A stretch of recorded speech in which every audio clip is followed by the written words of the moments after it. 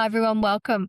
I'm excited to be back here on the Spirit Wisdom channel. It's Cassandra Duffill. Good morning or good afternoon or wherever you are in the world. Thank you for joining me. First, an apology. I know it's been a little while since I've hopped on. I've been so busy personally, and to be really frank, I've been struggling with migraine. And I actually have two videos coming up. You'll see another video coming up where I'm actually doing the same thing because I filmed them on the same day. I have a video coming up about migraine because I know that a lot of you are experiencing similar right now. And so I did a big deep dive into that. So that's the second video you'll see coming out shortly on this channel. Today, I just want to take a moment to come back to center. Where are we? Where are we heading? What on earth is going on? Because things have changed a lot this year, haven't they? And I haven't been able to put out a video for a few weeks. So I'm using this video as sort of the set point. I've been asking Spirit and I've been asking the Zarahne Collective, what do we need to know right now? And where are we supposed to be heading? So let's look at this as a line in the sand, a bit of a blank slate.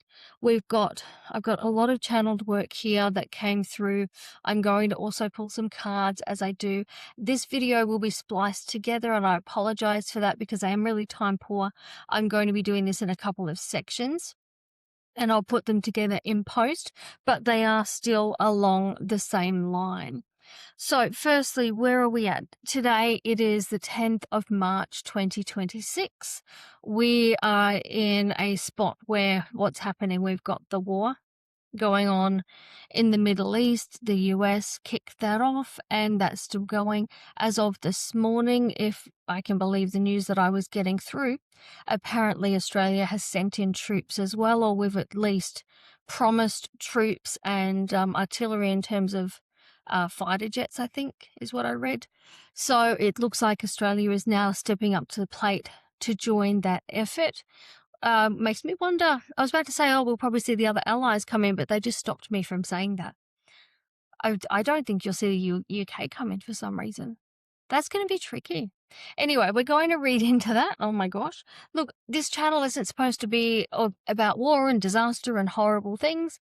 But it is supposed to be a checkpoint of where we're at, what's supposed to be happening, and where do we go from there. So let me start with some of the notes that I've written. Then we're going to pull some cards. I've got a few different decks here that I want to pull from to get some messages around the whole scenario. So where are we at right now? What can we expect for the rest of this month of March? And really, they're just saying to me right now, for the rest of the year, let's just put a litmus test on it of where we're at and what's actually happening. So when I first thought about doing this video this morning, the words that came to mind, the words that I was given was the year of the rapid unfolding. The year of the rapid unfolding. That sounds pretty damn accurate to me. I don't know about you, but it sounds pretty accurate. And thinking about the people that I've been working with and involved with so far this year, my gosh, things are ramping up. Things are moving at a massive pace. Unlike anything ever before. I know we've said for the last few years, gee, things are speeding up. I just feel like we've hit the fast forward button. Have any of you ever played Sonic the Hedgehog? My kids used to love Sonic the Hedgehog, and there was a certain button you would press, and all of a sudden his little legs went. So right now I feel like we're in Sonic the Hedgehog mode of all things, and the year of the rapid unfolding. What they said with this was that we need to embody the acceleration. Embody the acceleration and develop coherence between heart and body. That right now, with what's happening, we're going to be more readily able to see that lack of coherence. So that lack of coherence between heart, body, mind. What this might look like is, I'm calling it in my world, the mask coming off. Have you had any interactions with people or situations recently where it feels like the mask fell away and you think, oh, that person isn't exactly who I thought they were, sorry. The mask has fallen away. I'm seeing them in a different light. I didn't think they'd be like that. I didn't think they'd be doing that.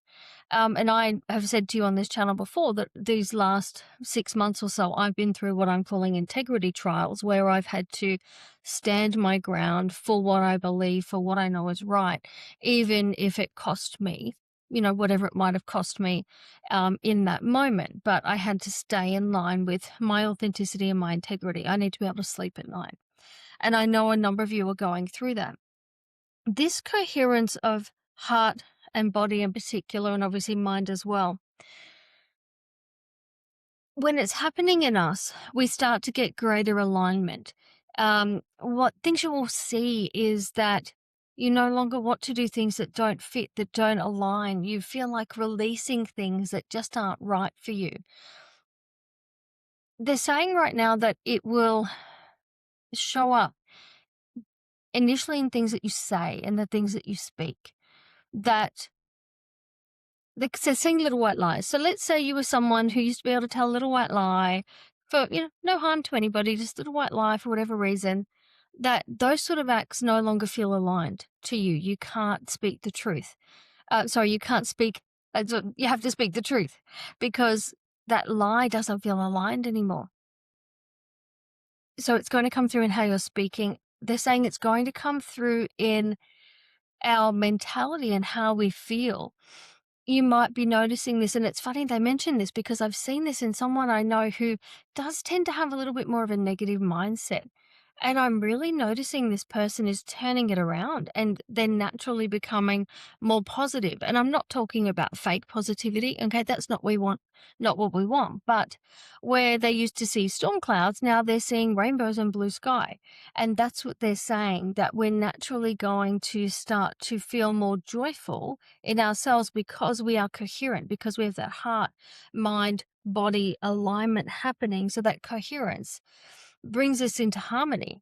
And when we're in harmony, we feel joy, we feel alignment, we feel alive, we feel positive.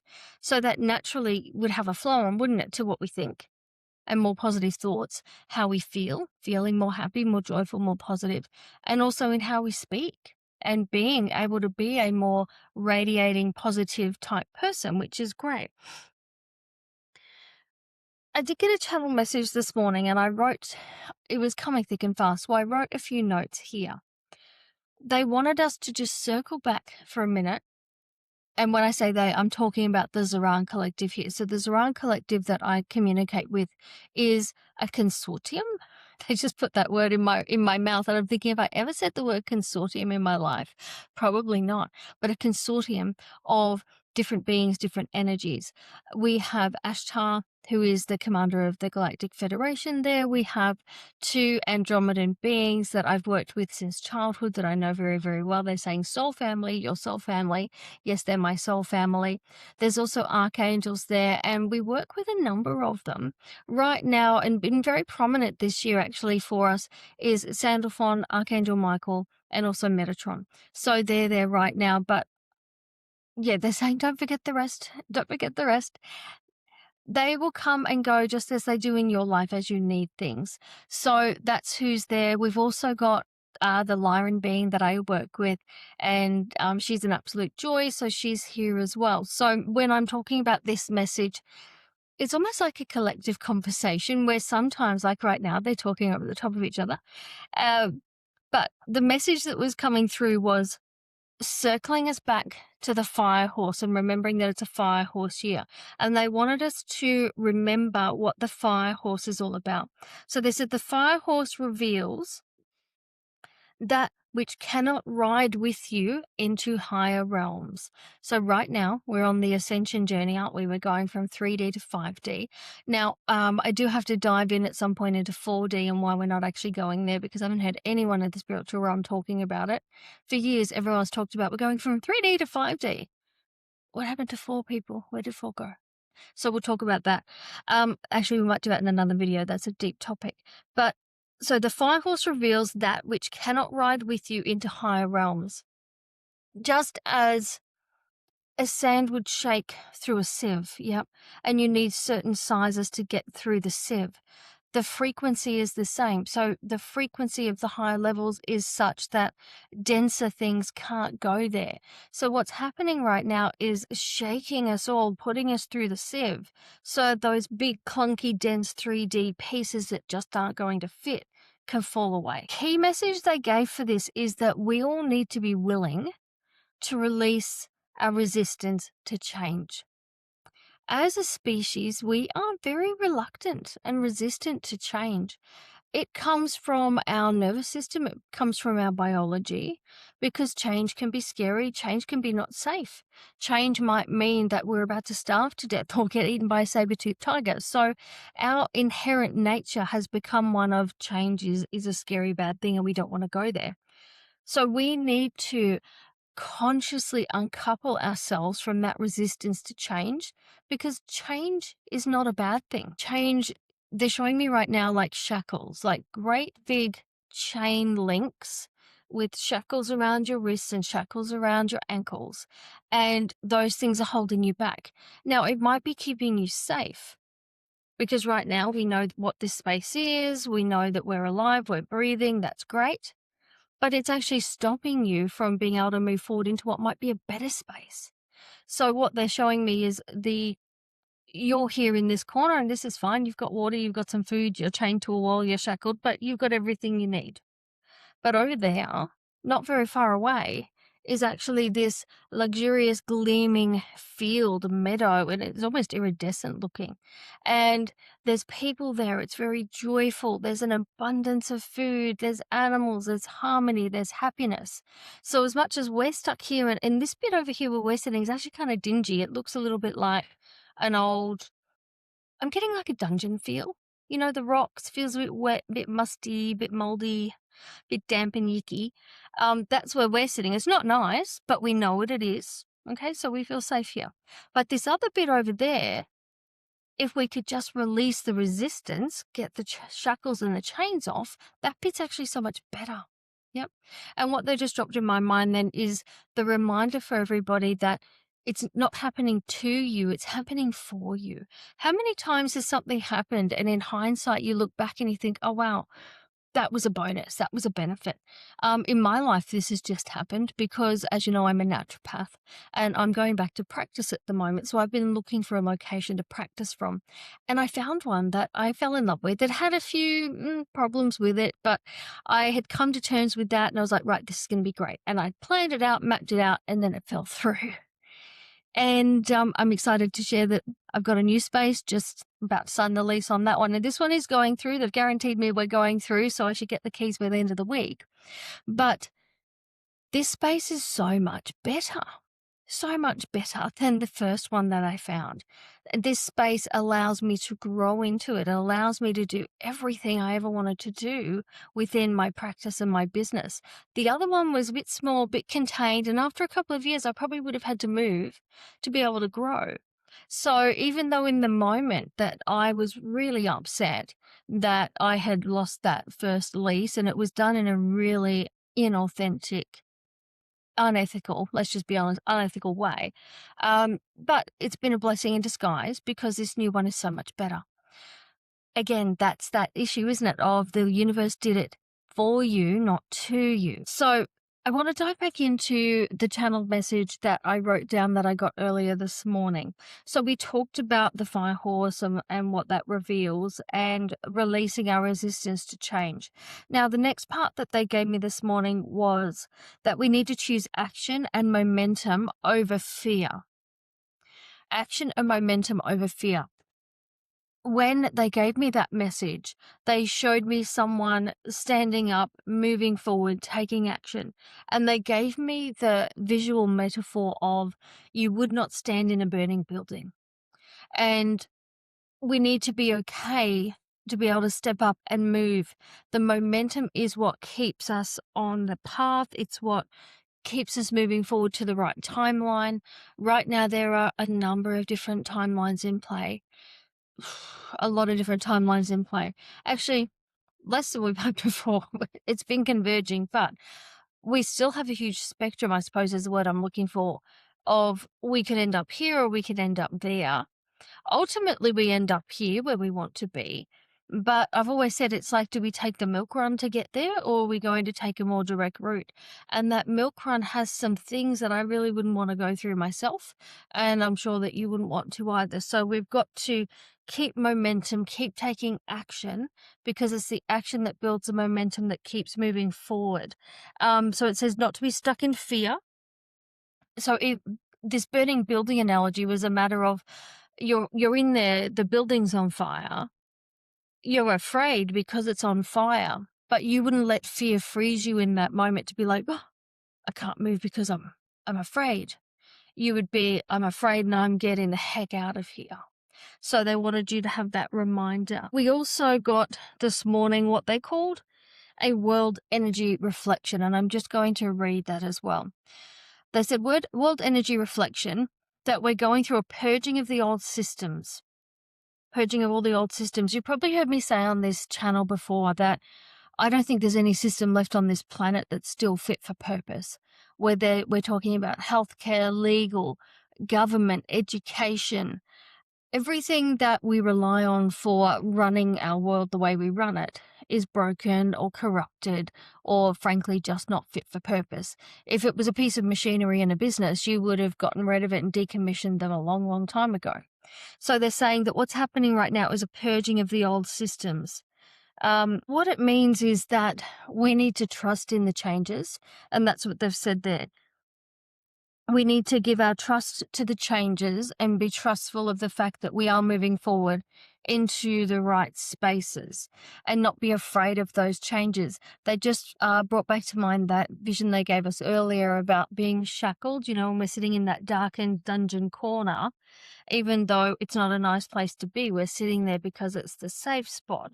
We don't want to be in that situation. We want to be open to new ways of doing things, new ideas. They've just said social credit system and one more currency as something that we need to address. So they're not saying that we need to be okay with those two things. That if those two things start to happen, that we have every right to go, no, that's not aligned. That's not what we want. Or you might be someone who goes, actually, I do want that. So you have to be able to use your own discernment to work out what aligns and what doesn't for you. Now, this is the rest of that channel. It says, you are witnessing in real time the ego of the old world defending its last territory. Don't give it your fear. Instead, give it your light. What that means is what we're seeing play out right now with the war scenario. So war being the lowest vibration that we can have, war being the vibration and the frequency that we're trying to get away from. War is, it's always been said, isn't it? The war is the seed of all evil. War is a frequency we want to be gone from this planet. We cannot ascend to a higher frequency in a higher dimension when we are shackled by the frequency of war. So what's playing out right now is really those old systems defending their last way. Oh my gosh, what issues we're having today. So you probably just saw another little switch screen because my microphone apparently had stopped working and I hadn't noticed. And I think it's coming through the webcam that I'm using, but we'll soon find out. So I just want to repeat this in case it didn't pick up on the microphone. But you are witnessing in real time the ego of the old world defending its last territory. Defending its last territory. So it's literally like we're sticking in the flags and this is mine and I'm going to keep doing it, even though it doesn't really align with the world anymore and what's going on. What they've just said is, remember, there's always an underlying current. So whatever you're being told about why this is happening is not the truth. There's undercurrents at play, and we're not going to dive into that in this video. But the reminder there was to not give it your fear and instead give it your light. Darkness cannot exist where there is light. So instead of feeding the fear and feeding the darkness with our fear, we need to turn that mirror and give it our light. Okay, give it our light and burn that frequency off this planet once and for all. It says here to let the frequency burn away so it no longer can exist here. Let the frequency burn away.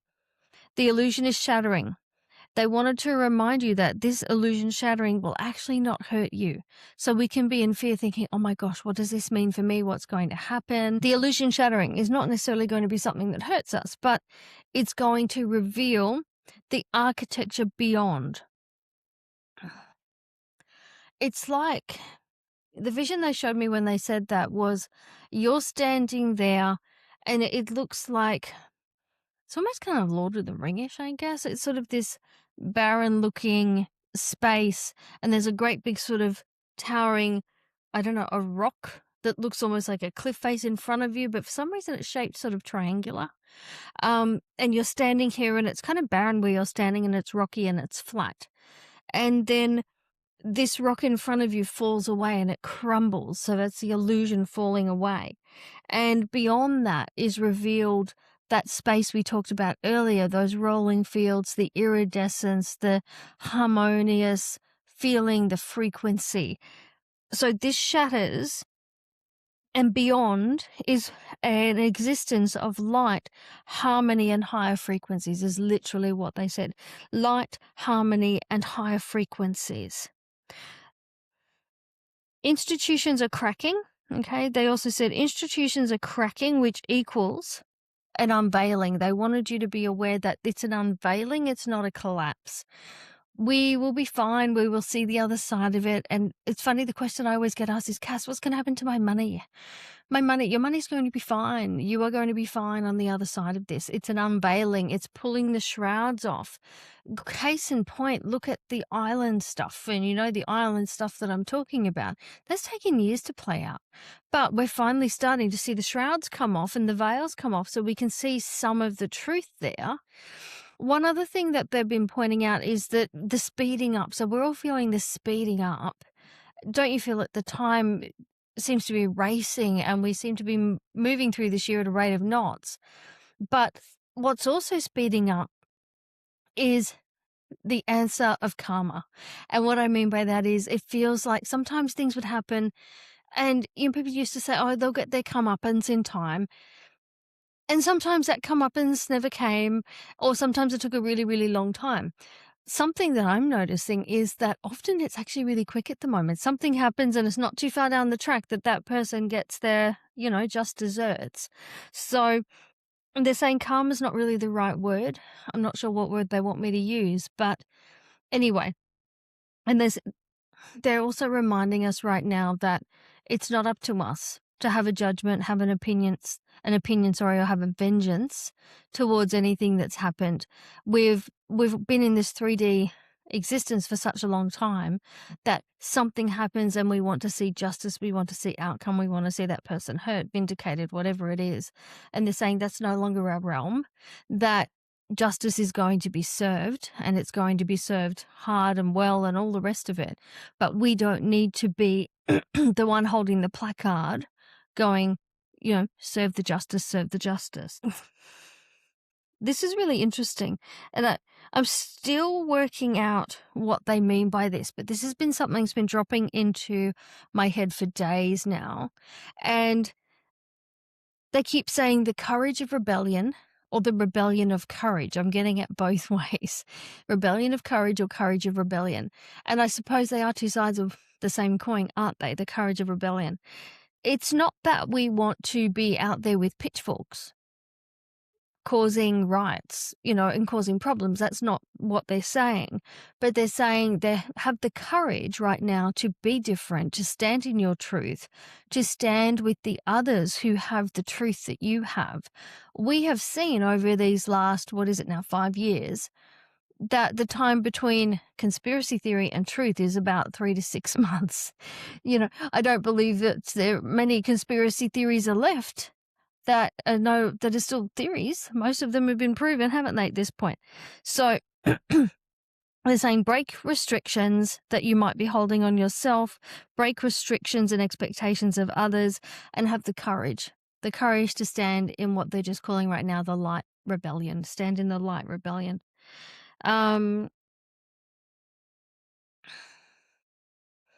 Okay, so the final thing they want to leave on that is a reminder that what's happening right now in your life is changing. The way that we live our life on this planet is changing, and it is changing for the better. It's going to take some time to get there, but they want you to see this right now. It's not a punishment. It's a liberation. It's not a punishment. It's a liberation. I often get asked, Cass, when is this all going to come to fruition? What's happening? And I don't know the exact answer to that because these things play out when they're going to. But for the longest time now, I've been hearing 2032 and 2035 in my mind. So well, we will see. But that's what I'm thinking.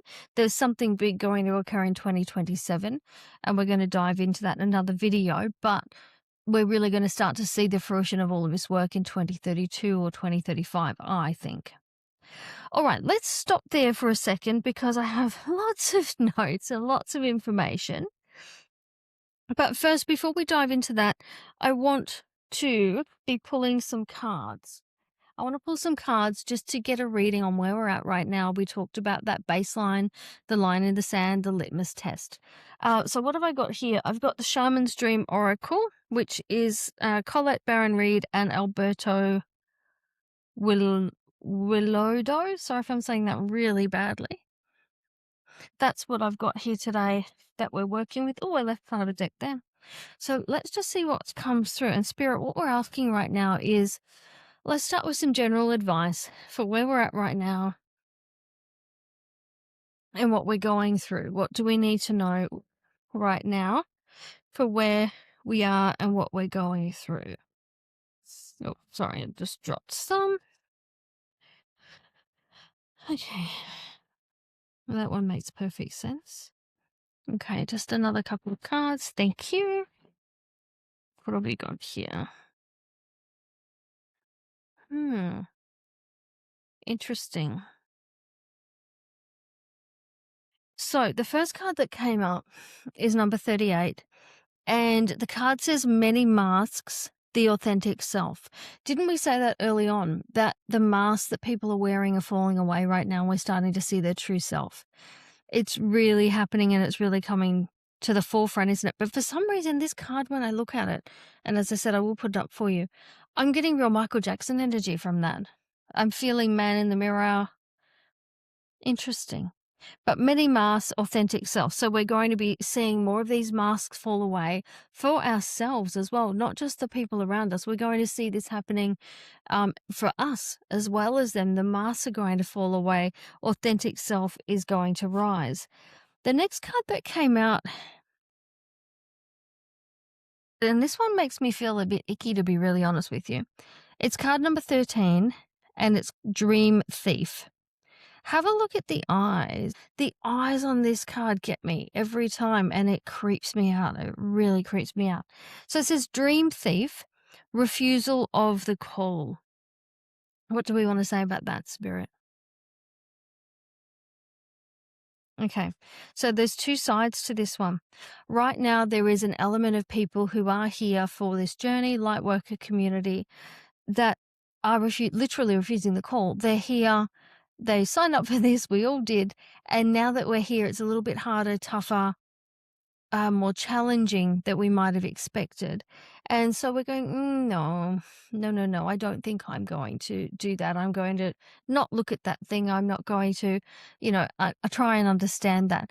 They're showing me these people shunning the experiences that would awaken them to the truth. And they're doing it because ego mind is in control, going, nope, we're going to stay in this path. They're also showing me the other side of this, and we're going to get a little bit deeper for a minute. This experience has always been one of light, dark. Okay, there's good elements, there's bad elements, etc. And look at the way this card, look at the eyes in this card. Okay, there's some bad energy in those eyes. Look at the way that it's holding the orb. We've got claws fisted into that orb. The powers that are in control here right now are trying so hard to maintain control at all costs. At all costs. They don't really care who gets in their way or what they have to do or who they have to take down. So as the situation is ramping up and as ascension is ramping up and people are becoming more sovereign and more aware of their divinity and their freedom, the other side is ramping up as well, which is probably why we're seeing things, isn't it? Like the war happening, etc. So we need to stay solid, strong in our truth. Then a couple of others fell out. Let's just talk about these. Well, sorry, mixing things up here. Okay, so next one we've got, this really goes with that card, honestly. Card 52, Straddling Worlds. Now, you've clearly got archangel energy on that one, don't you? And we just talked about good versus bad, evil, light, dark, etc. That's clearly archangel energy. And against that, this card we just had, okay, you've got the opposite of archangel energy coming through there, haven't you? So straddling worlds, it says wandering between realms. And this is where we're at right now. I think an understanding is needed of what's actually happening. Stars come in before and said to us that we are not the only planet going through this, that this is happening in other galaxies, other solar systems, other realms. This battle essentially going on to ascend and to overthrow the dark that's there. So this is where we are right now. We're straddling worlds and we're sort of stepping between realms. And isn't it true, that we really are? I've noticed this myself, that I will be sitting in places and spaces where I once felt very comfortable. And recently I'm sitting there and I'm feeling like a duck out of water because all of these people around me seem very different and very stuck in the negative. Might be this experience I'm thinking of, they felt very negative, very stuck in low vibe, unable to see beyond their own hurt emotions, unable to see towards the greater good, really focused on their own, really Scrooge McDuck. It's all about what I can have, what I can earn, how much I can squeeze from this situation, whether it's right or wrong. And I just felt so out of place in this space that I had to, cancel being there.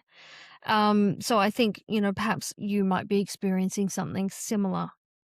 Straddling worlds. The other things that came up here was cosmic womb. That's number 6.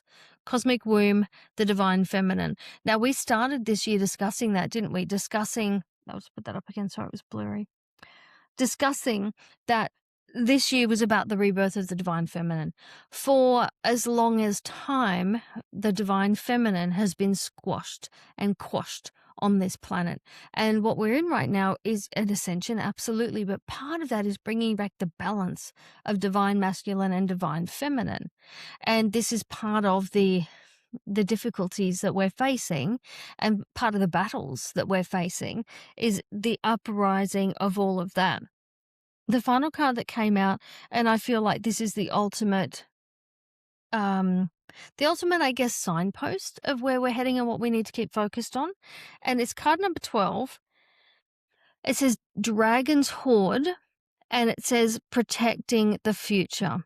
Now, I want to be really clear about something here, because the first thing that often comes to mind when people think Dragon's Hoard is treasures, treasure chests, gold, crowns, rubies, diamonds. And they're saying really clearly, no, no, no, no. That's 3D Dragon Hoard. 5D Dragon Hoard is about protecting the future that we all get to enjoy, the future that is 5D, that is high frequency, high vibe, that is ascended, that is harmonious, where we're living together in peace, where we don't have borders anymore. And I know that sounds strange, but I have seen ultimate future where we don't have borders, we don't have division, where people are people. And we have free power. We don't have money. Money doesn't even exist anymore. We are living this life and we get to do the things that bring us joy. We're not having to be 9-to-5 robots to feed the machine, because if you don't feed the machine, you can't feed yourself. You can't turn on the lights. You can't take care of your children. That machine is gone. What we have to do as light workers right now is protect the future that we're here to start to embody.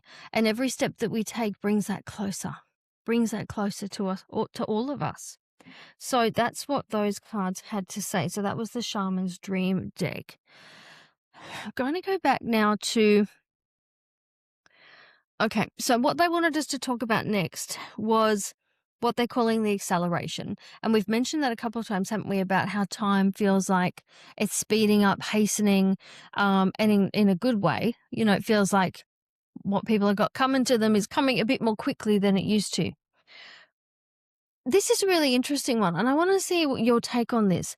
Have you experienced Mandela effects? Those Mandela effects are, you remember something very clearly as it happened, You believe it to be truth, but somebody else's truth is it never happened. And there's some really common ones out there, like the Berenstain Bears versus the Berenstain Bears.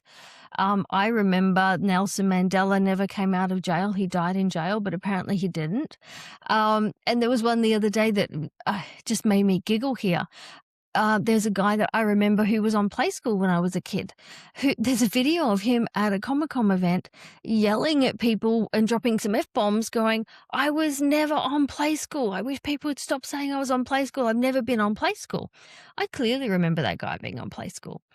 But the Mandela effects at the moment have gotten so persistent, consistent, and ongoing. It's laughable. They're happening all day, every day in so many different ways that my brain now is just going, there's another one. Oh, there's another one. So what are you experiencing? Does time feel weird to you? Are you having any of these Mandela effects?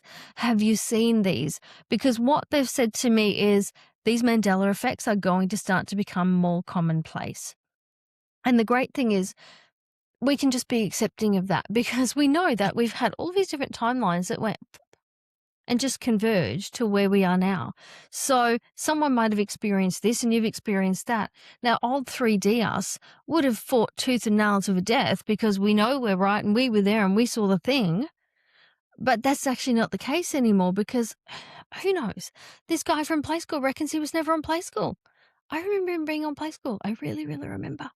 And I know a lot of people do, but clearly some people don't, him included. They gave us a message to be aware and ready for sudden clarity or endings.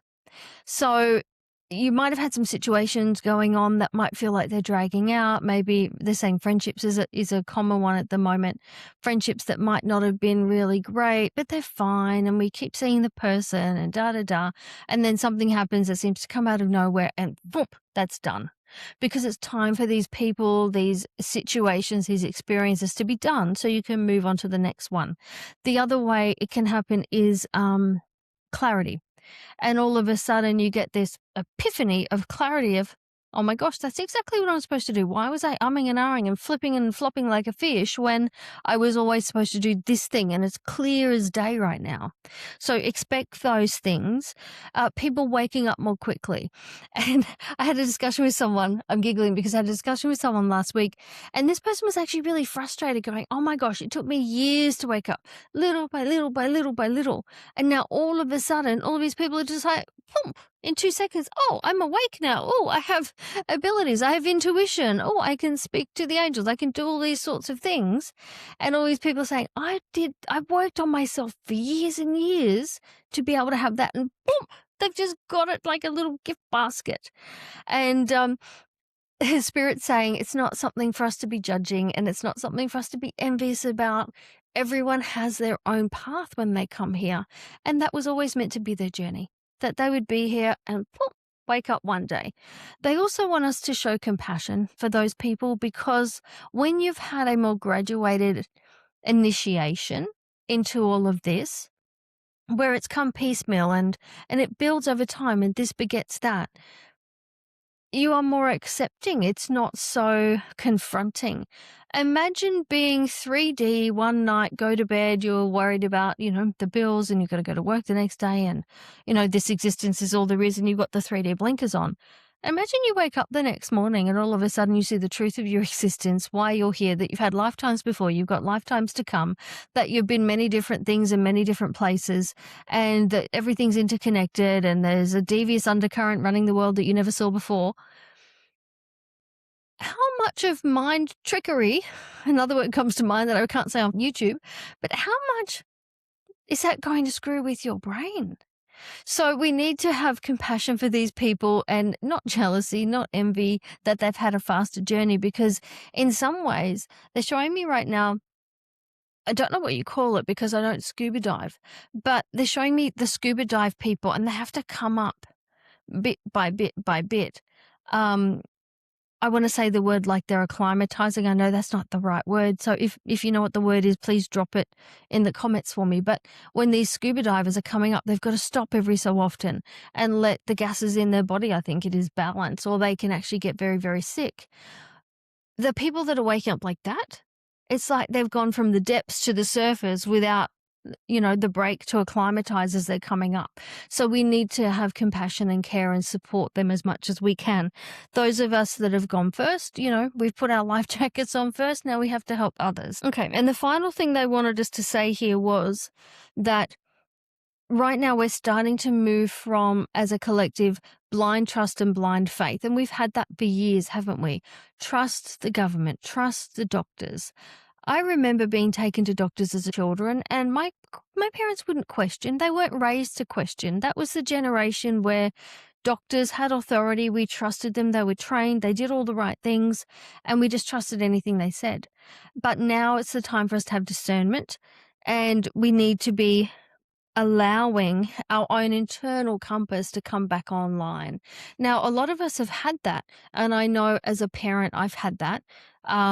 As long as my children have been on this earth. And that's why from the very beginning, I, rejected certain things for them, for their health that I didn't think they needed. And I fought for things at times when people were like, well, why, what's wrong with you? Why are you going up against this? Everybody does it.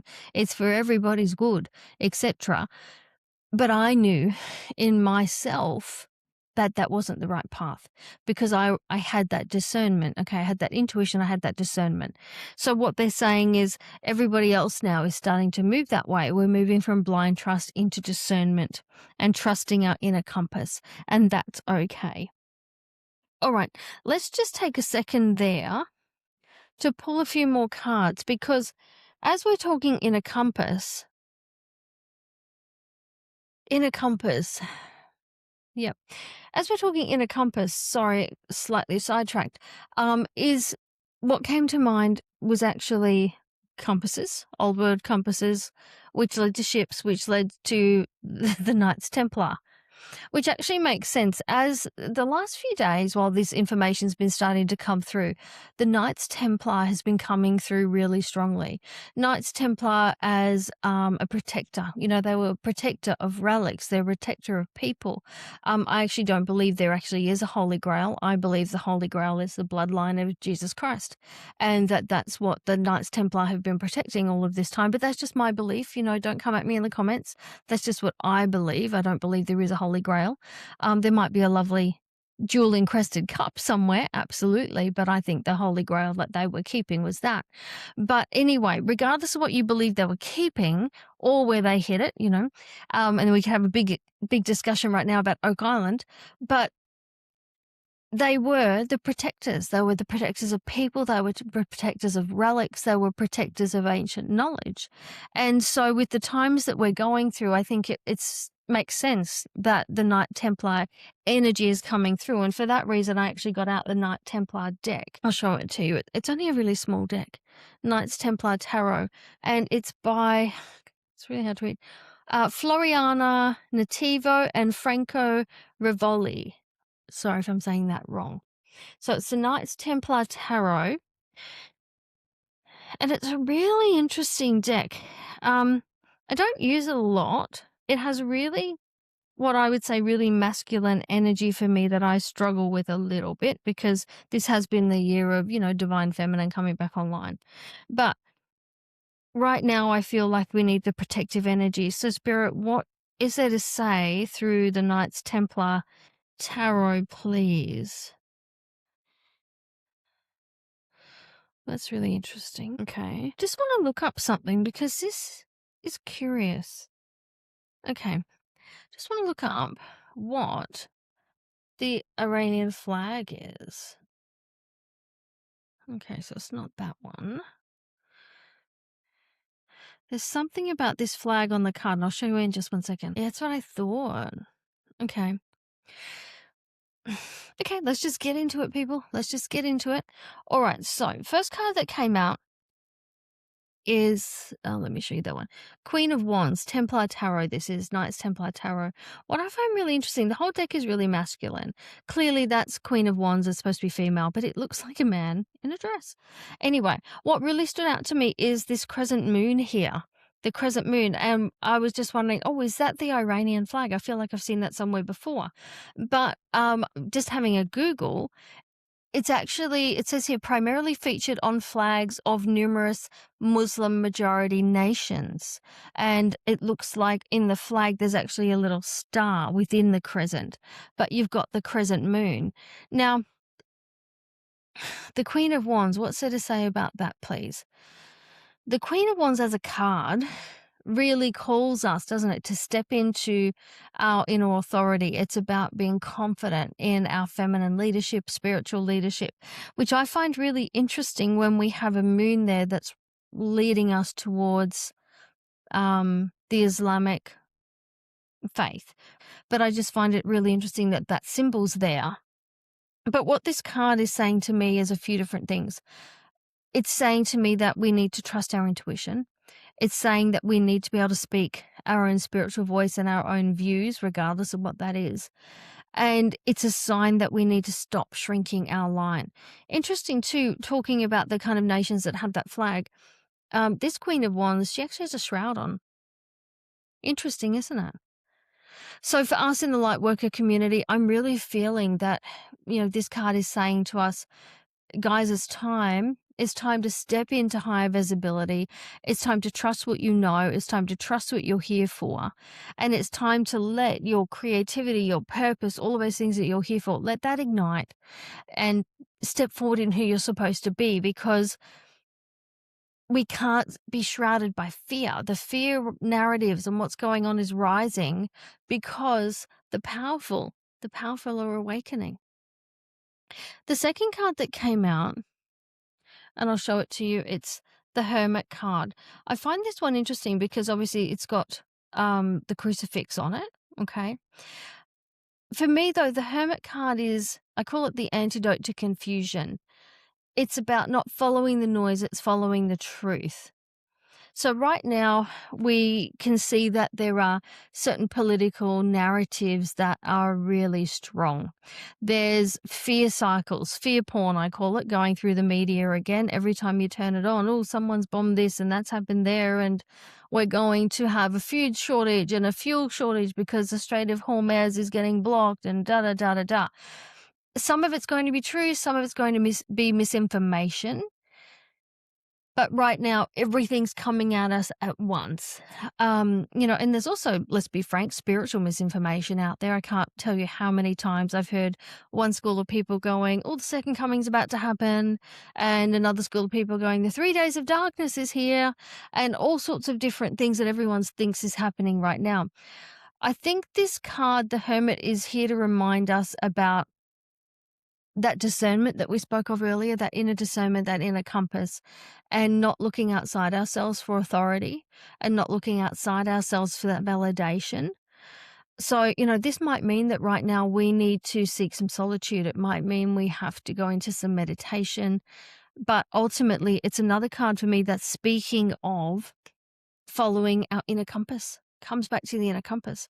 The next card that came out is, oh, can you see that? Is the Four of Pentacles. This one for me is just such 3D masculine energy. We're there, we're counting our coins. I've got my crown on. Okay, what was it? The king is in his counting house, counting out his money. This card, normally your pentacles, Four of Pentacles often comes when you have a fear of loss, or you're clinging onto control, or you're resisting change, which, to be frank, feeds into everything we've just said today. So it's a reminder for us to be okay with change. Okay, we got to be able to flow with change. And I've got a question for you. If anyone knows, see in the background of this picture, there's some sort of building, there's architecture there. In my brain, I'm thinking, I know that, but I cannot bring it to my mouth as to what it actually is. If you recognize that architecture, can you pop it in the comments for me? It has a meaning for us, and I can't really dig into it because I don't know what it's called. But I also think that card for us right now is just a reflection of the old world grappling for control as the changes, as ascension accelerates. I think those three, I'm just going to read those three as they are for a minute. Okay, so we had, what we got? The Queen of Wands, we got the Hermit, and the Four of Pentacles.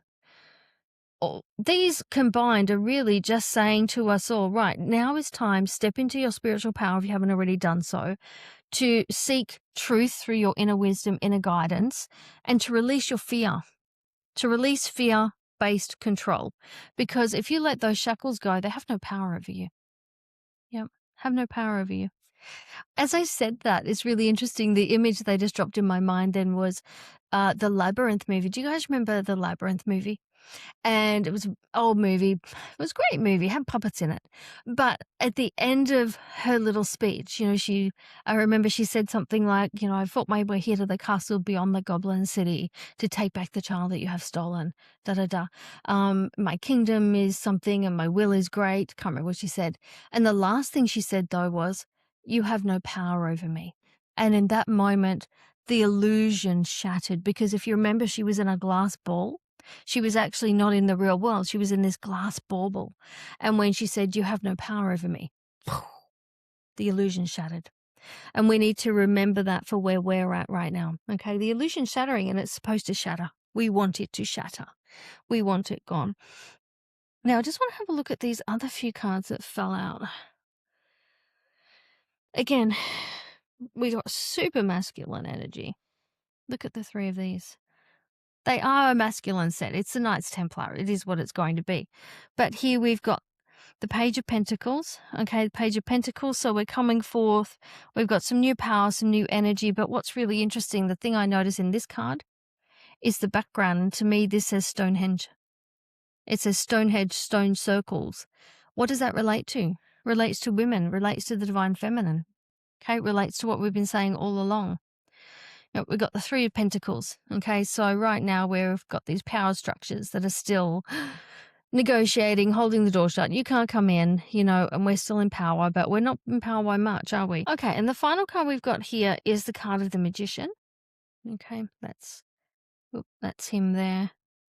It's funny, this one does have really Merlin energy, but the background of it, to me, the background has really ethereal energy, and the sword in it gives me a bit of Archangel Michael as well. So this card is all about activating your gifts, channeling higher wisdom, speaking your words, your truth into reality, and alignment. Alignment, thought, emotion, action. And we talked about that, didn't we? That coherence, heart, mind, body coherence. So this is really reflective of everything we've talked about. And I think it's also turning a mirror on the fact that humanity is waking up, waking up to its power, to the strength that it holds, and moving out of victim into, creator and owner of my own destiny. Excellent. So that's the Knight Templar. Now, as we wrap up today, we want to do a couple of things. I've got some more information that they gave us here, and I've also got some questions. Okay, so, and we're going to go into some pretty specific questions for a second, so go with me here. No, that's not the deck we wanted.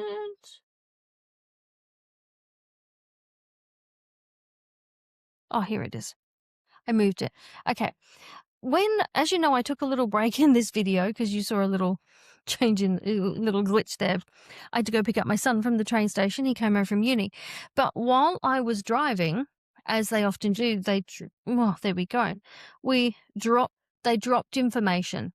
And what they dropped in was 4 questions that they wanted me to specifically ask in the back end of this video and to put content on. So the first question is, actually, step back. These are all questions relating to what's happening right now and the war that's happening in the Middle East and where we sit on it. And as I said at the very start of this video, here in Australia, I believe, if I can believe what I read this morning, that we're sending in troops, we're sending in artillery, we're sending in support.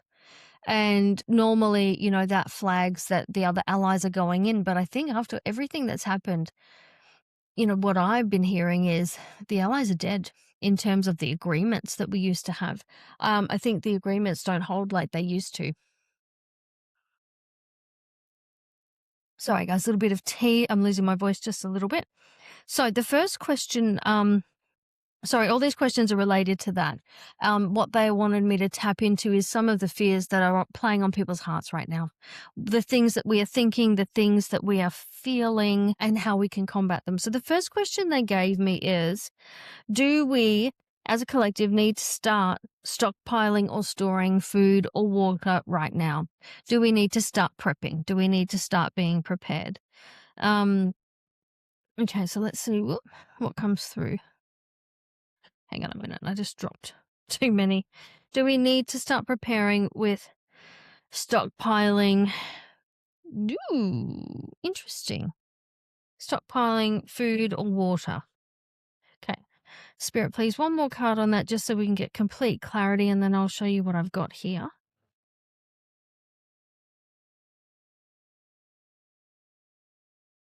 Thank you. Okay.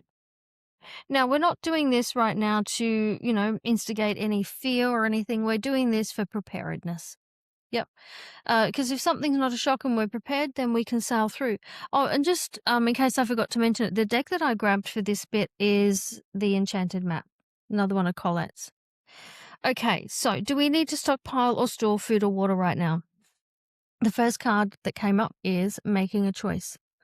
Making a choice. So that's really clear, isn't it? In that you have to decide for you whether stockpiling a few things and putting a few things aside is going to make you feel prepared or make you feel afraid. If it's going to make you feel afraid, then maybe you don't want to do that. I'm someone who does like to have a little bit on hand, and I always have, even before COVID. Yes, people used to call me a prepper, but I like to have canned goods on hand. We get spring bottled water delivered. We always have, and we always have 9 or 10 bottles of that sitting there. We have a chest freezer, and we deep freeze meats and breads and different things. So it's the way that I've always operated my life, because I like to have backup. I think too, for years I was a single parent, and I remember, twice over we ended up with a really bad influenza. Once was influenza A and once was influenza B, and the boys and I all went down at the same time. And I remember we just dragged mattresses into the lounge room, and we just all camped out in the lounge room for a week while we were sick. And I had such a stockpile of food, though, that it didn't matter. We had stuff in the freezer. Yet we lived on chicken nuggets and things like that because I was too sick to cook, but it was all there in the freezer, so I was able to take care of us all without too much of a hassle. So that's the first one, making a choice. The second card that came out is number 37, and it literally says cleaning house. They're saying it's time to take stock. Take stock of where you're at, what you've got, and the things that, what do you need to tidy up? What do you need to prepare? They're saying if there was some sort of emergency, something happened all of a sudden, would you be calm and capable and ready to move? Or would you be at panic stations because you're not ready? So to me, this says that this feels a little bit more like the making a choice is make a choice to be a little bit prepared. The next card that came out is card number 9, and it's the card of storm fields. Okay, so that's pretty obvious, isn't it? We got a winding path, we got a tornado, we don't know what's happening. Is the tornado going here? Is it going there? Where are we headed? So right now there's a lot of different things that can happen, a lot of different decision points. So we don't have any control over that. All we have control over is us and where we sit on it. And the final card that came out is the card of Golden Palace, which to me has 2 meanings. Okay, it does have a meaning of, fortune's abundance and that sort of thing. Sorry, can you see that? Fortune, abundance and all that sort of thing, which is really positive. And they're saying after all the drama is over, yes. But for me, it's also got a bit of that meaning of, all that glitters isn't gold. Sometimes things aren't as bright and shiny, and I think there's going to be some things crumbling that surprise us. And let's not forget that it's sitting on the tippy top of a perilous looking cliff. And also like to point out, we again have the crescent moon. And, interestingly, what sort of architecture is this? Can someone tell me? Because I could be wrong, but I'm feeling something like Turkey or something might have that sort of thing. And they're just showing me right now that apparently Turkey also has a crescent moon on its flag. They're saying it's red. Anyway, let me know if I'm right. Let me know if I'm wrong, but that's what I'm getting. So that was the first question. Next question was, will we see shortages? Will we see shortages? Actually, I'm going to put all the cards back in. Will we see shortages of things that we need? Food, water, supplies, petrol, diesel, medicines. Are we going to see shortages? Good news they're saying is, hey, guys, you went through COVID and, faked or not faked, you went through food shortages. You went through things not being available. We went through having to buy broccoli that was $17 a kilo. Yeah. So they're saying you kind of had a test run and you should be, don't stress, you should be okay. You'll be all right. Whoa. Oh, we don't like that card. Thank you. Well, we see shortages. What else is there to say about this, please, Spirit? What else goes with this? Don't really understand that last card. Can you give us a bit more clarity on that last card? Guys, what I'm reading here, if you aren't someone who stockpiles stuff, and I'm not saying this to start fear, you do you, but it's looking like a good time to just, when you go shopping, grab an extra can of something to put in the fridge. In the pantry, grab an extra frozen something or other to put in the freezer. Yeah. Okay, so I've asked for a final card, but nothing's coming. So let's just go with what we've been given. Will we see shortages?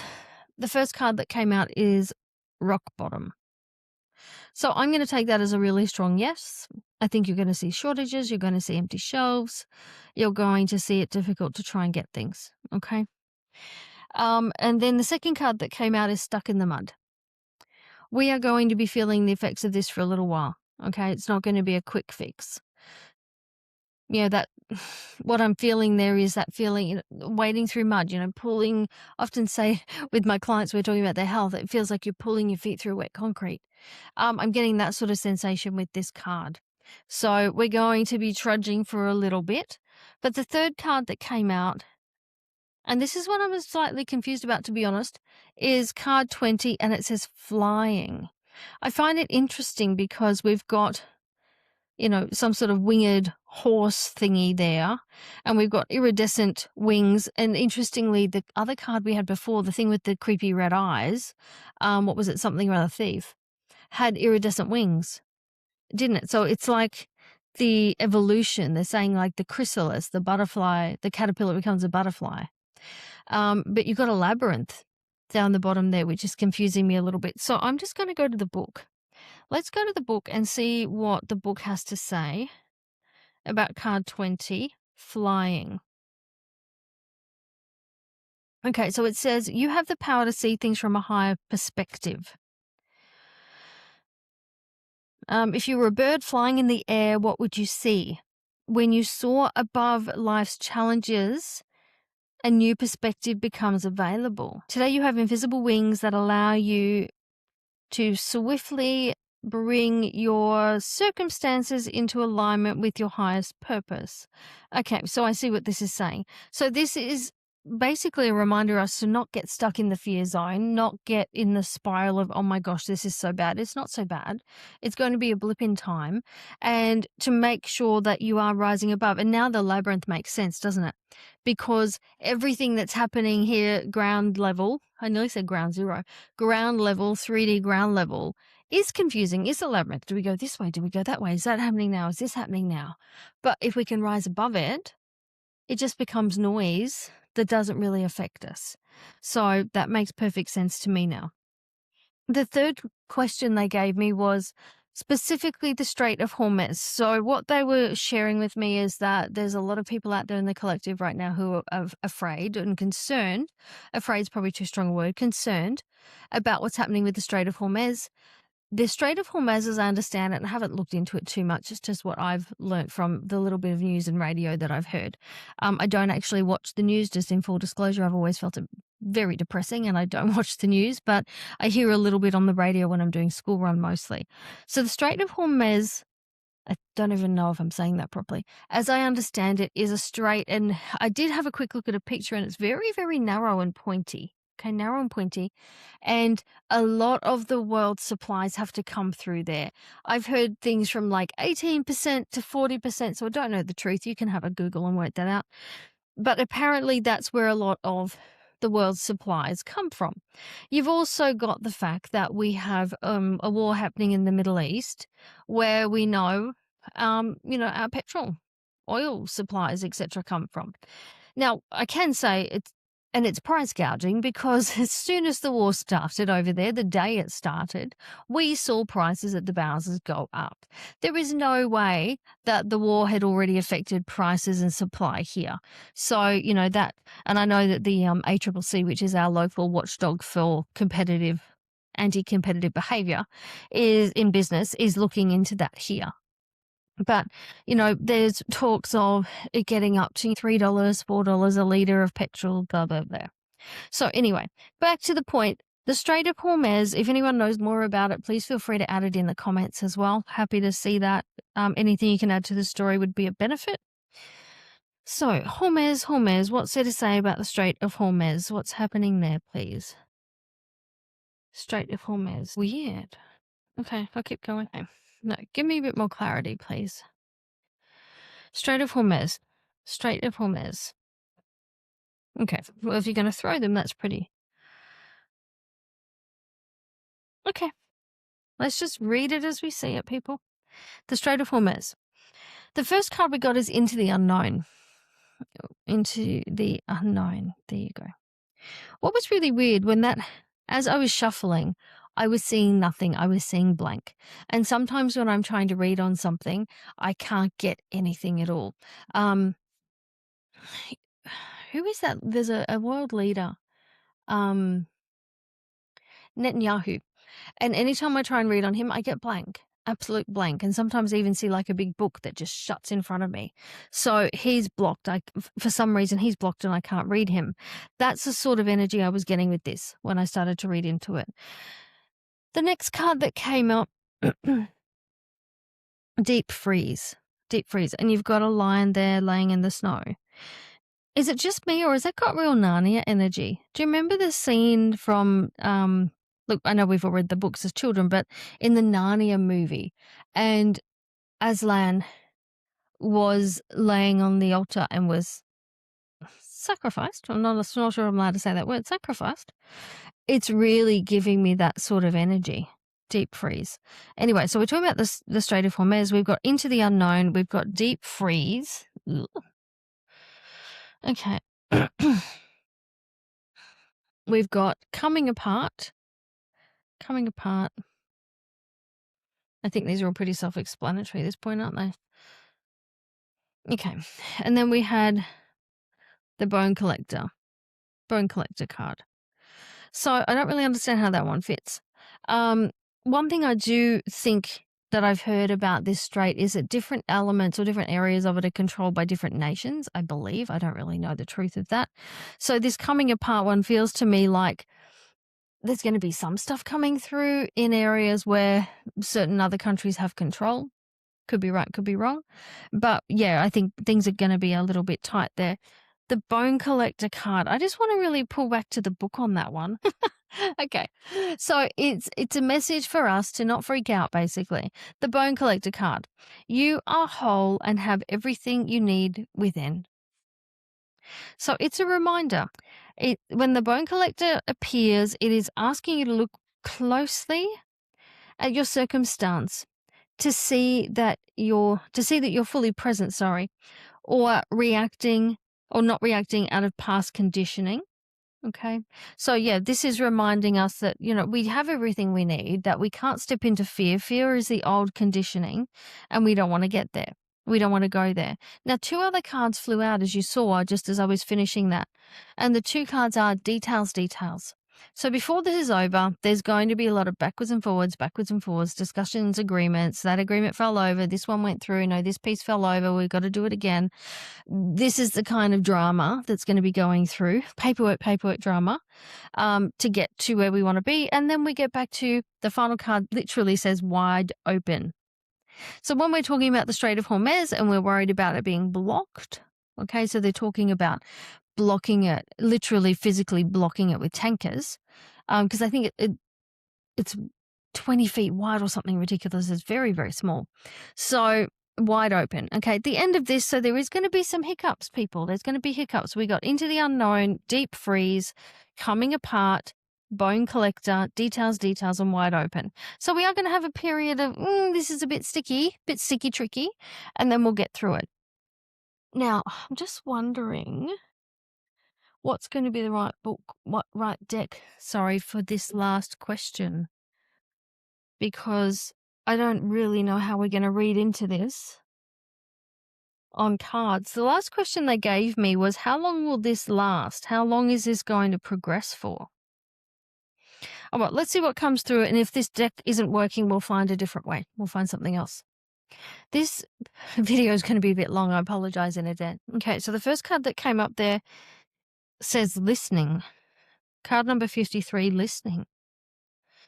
We've asked, how long will it progress for?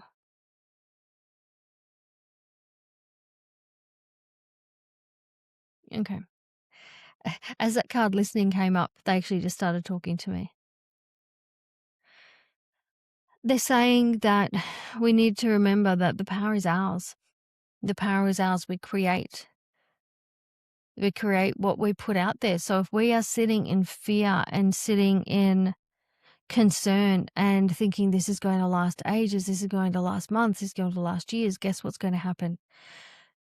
We have to remember that we are in charge of creating what's happening here, and that the more we can be dampening this out with the light, with the positive, with the love energy, the quicker it's going to resolve. It's all in our hands.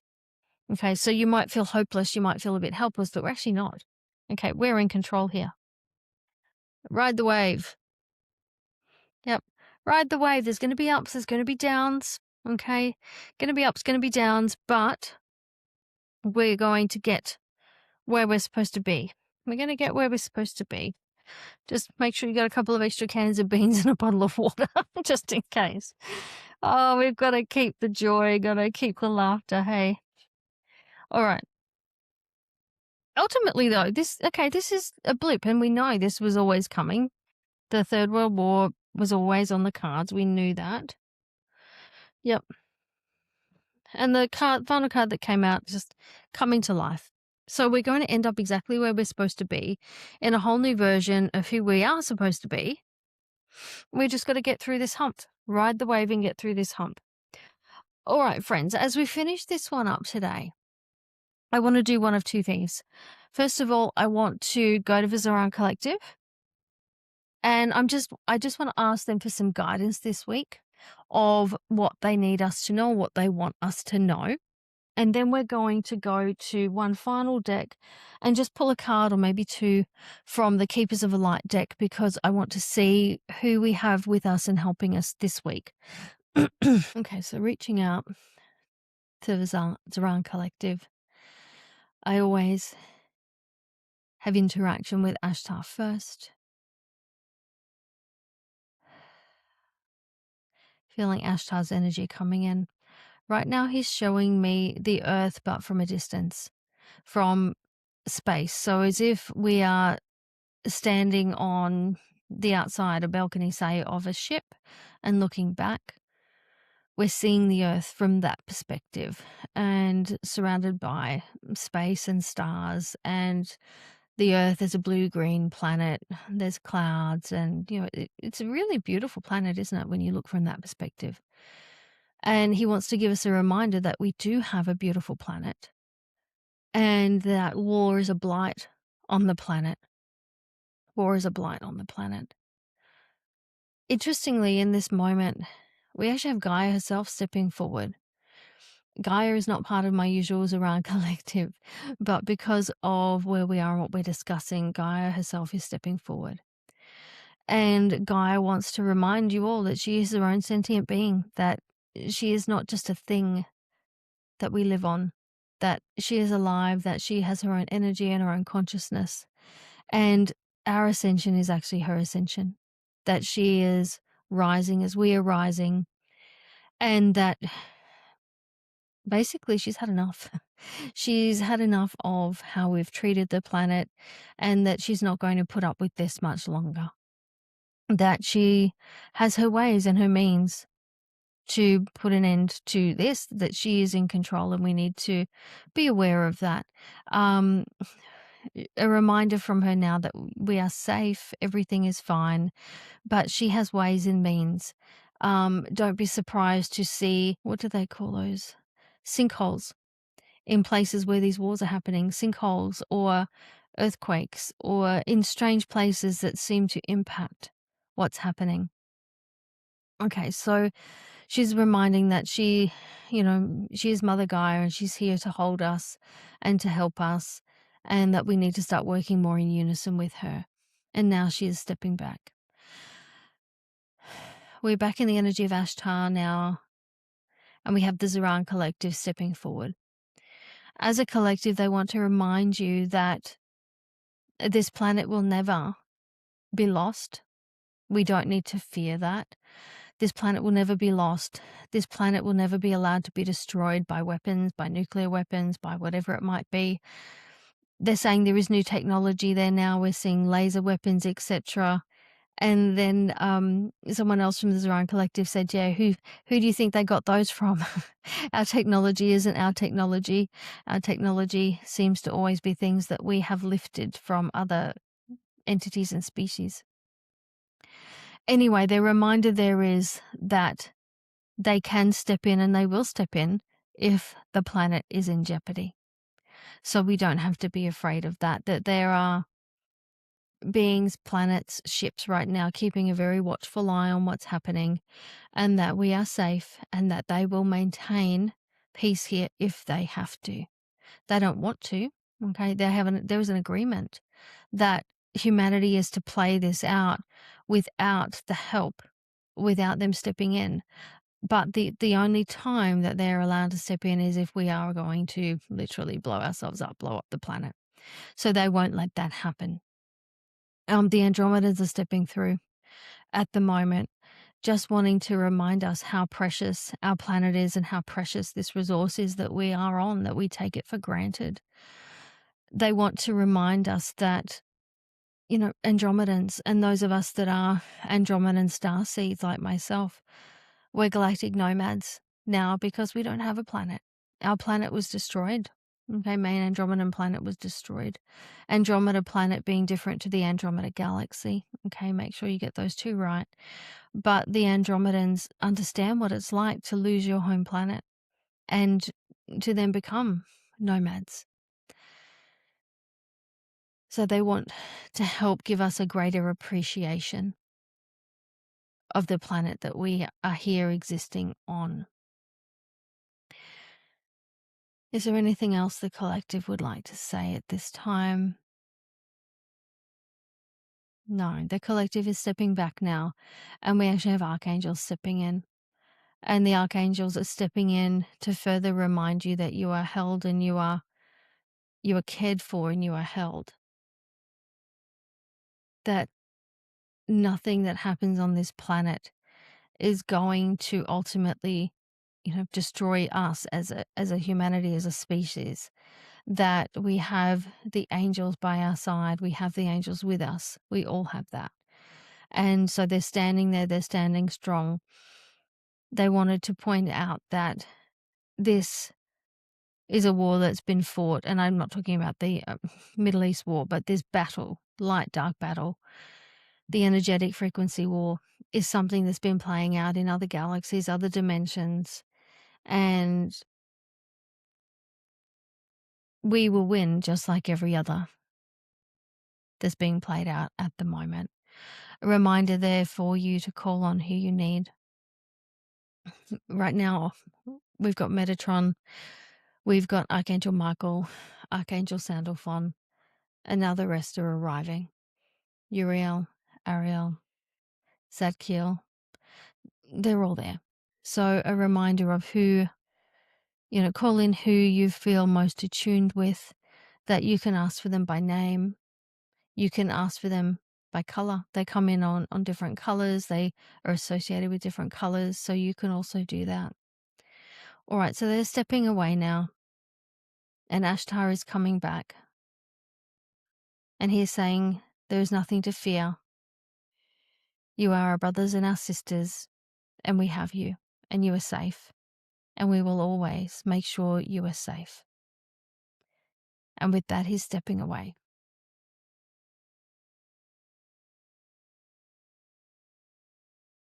Okay.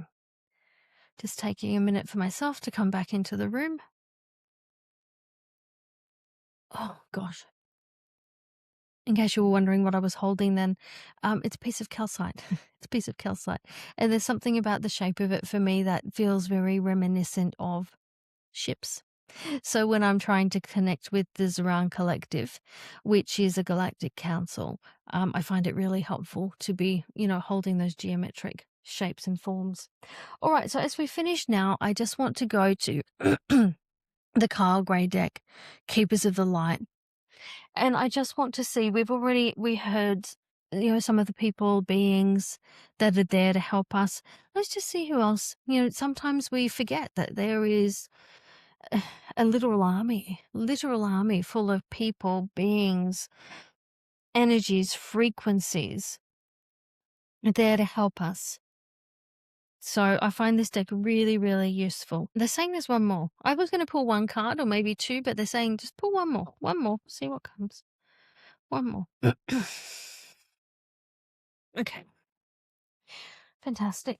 All right, so the first card that came out, and it makes perfect sense to me, Kuan Yin. And isn't that a beautiful card? Kuan Yin. So it says care and compassion. Choose to be love. Do what is right for everyone involved. Offer a helping hand.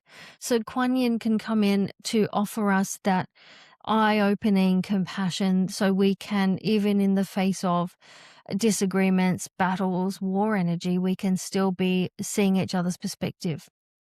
The second that came through is Sanat Kumara, so I just refer to him as Kumara. Okay, light activation. So this is to help you on your journey right now. We are in this element of light activation moving forward, aren't we? So that's what he is about. It says, shine your light. Your internal guidance is coming through loud and clear. Doesn't that just reiterate everything we've gotten today in our messages about our internal compass and our discernment? And the final card that we had come through, and I really can never say this first word, so I just call this being Babaji. Call him Babaji. There you go. And soul expansion. So this is for you to step into that next level of your soul, to ask for help and guidance from this being, this entity, to help you expand beyond yourself. And it can be tricky, can't it? I know I've struggled over the years to try and really let go of some of those threads of 3D when I'm trying to step into my next level. This card says your consciousness is expanding.